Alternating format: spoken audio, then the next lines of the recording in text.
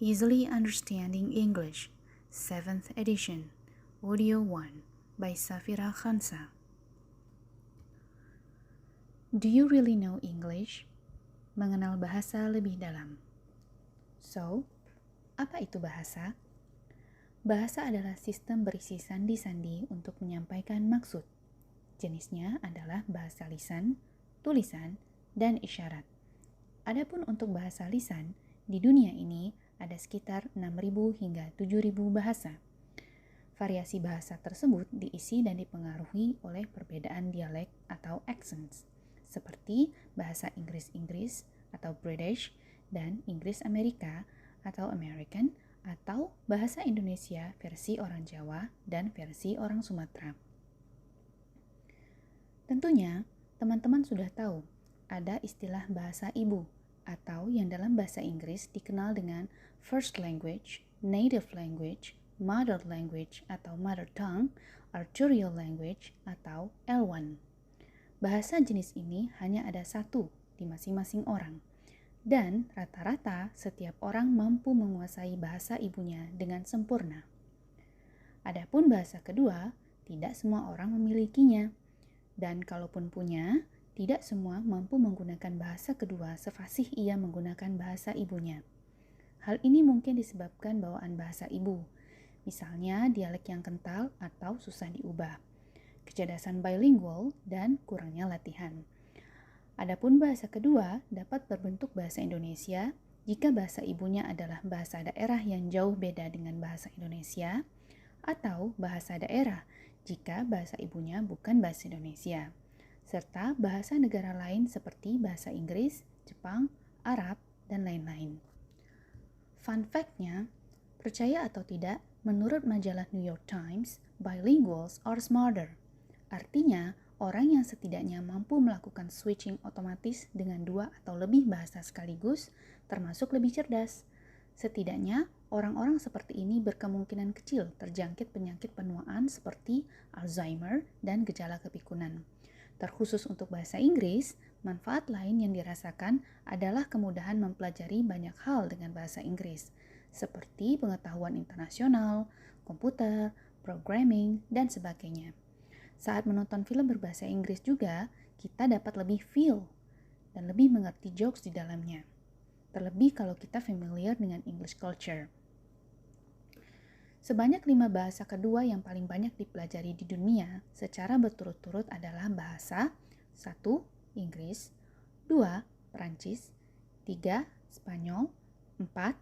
Arab, dan 5. Mandarin. Bahasa Inggris adalah salah satu bahasa yang paling diminati dan diperlukan, yang paling banyak dipelajari dan paling banyak digunakan. Terakhir saya baca, walaupun hanya terdapat 335 juta English native speakers, terdapat hampir 2 miliar orang dapat berkomunikasi dengan bahasa Inggris dalam kesehariannya. My question is, are you one of the 2 billion people? Nah, perkembangan bahasa Inggris dibagi menjadi 3 masa, yaitu pertama, bahasa Inggris kuno atau bahasa Anglo-Saxon. Rumpun bahasa Jerman aka Old English, yaitu sekitar 500 sampai 1066 Masehi. Yang kedua, bahasa Inggris pertengahan atau Middle English, antara 1066 hingga 1500 Masehi. Dan yang ketiga, bahasa Inggris modern atau Modern English, mulai dari abad ke-16 hingga hari ini. Modern English digunakan di film-film latar masa kini, buku, koran, internet, publikasi jurnal, dan lain-lain. Modern English juga diajarkan di rumah, sekolah, tempat-tempat les, dan tentunya di buku ini. Lalu, mengapa bahasa Inggris digunakan orang? Ya, karena itu bahasa internasional, bahasa seluruh dunia. Kita tidak bisa mungkir, seseorang yang ingin meraih karir menjulang tidak akan berhasil dengan mudah jika ia tidak bisa bahasa Inggris dengan sangat baik.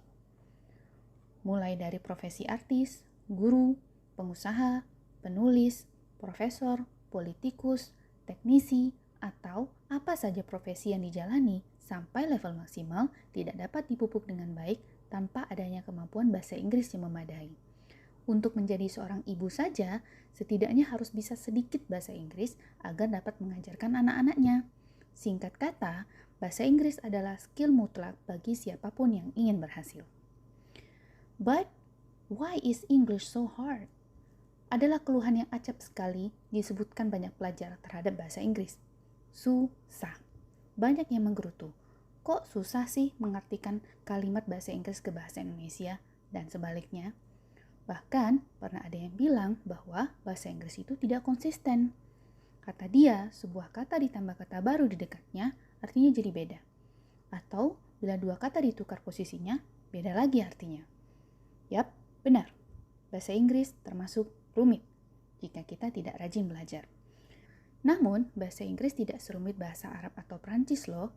Dan menurut saya, bahasa Inggris ini akan terasa konsisten kok kalau kita mau berusaha mengerti. Personally, saya berpendapat bahwa ketidakkonsistenan bahasa Inggris disebabkan kita membacanya menggunakan bahasa Indonesia yang strukturnya agak beda dengan bahasa Inggris. Padahal, kita sudah terbiasa dengan bahasa Indonesia. Mungkin, jika mother language kita bukan bahasa Indonesia, ceritanya bisa beda. Nah, buku ini hadir untuk menyajikan pemahaman yang mudah dalam mempelajari bahasa Inggris. Insya Allah.